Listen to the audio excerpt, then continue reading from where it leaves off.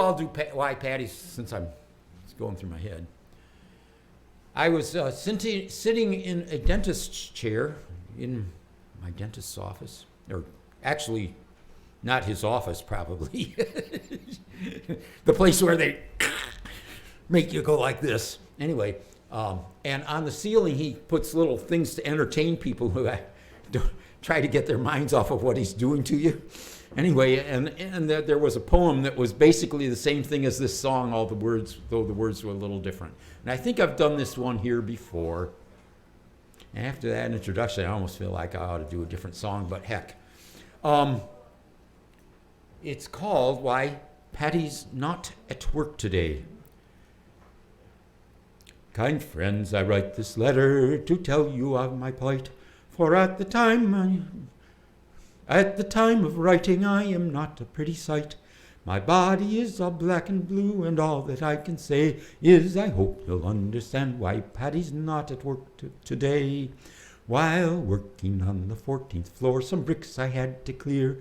Now to toss them down from such a height was not a good idea.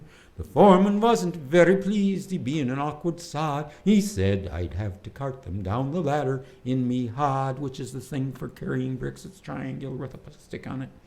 Well, to carry all those bricks by hand, it was so dreadful slow. So I hoisted up a barrel and secured the rope below. But in my haste to do the job, I was too blind to see that a barrel filled with building blocks is heavier than me. So when I untied the rope, the barrel fell like lead, and clinging tightly to the rope, I started up instead. I shot up like a rocket, but to my dismay, I found that halfway up, I met the bloody barrel coming down. Well, the barrel broke my shoulder blade as to the ground it sped, and out on the top I hit the bloody pulley with my head. I clung on tight, though numb with shock from that almighty blow, when the barrel spilled out half the bricks, some 14 floors below. Well, I then outweighed the barrel, so I started down once more, and I landed upon the broken bricks a-lying on the floor.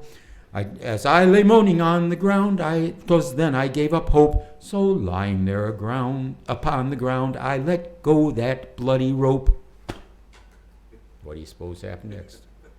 Well, the barrel then was heavier, and it started down once more, and it landed right across me as I lay there on the floor. It broke 3 ribs in my left arm, and all that I can say is I hope you'll understand why Patty's not at work today.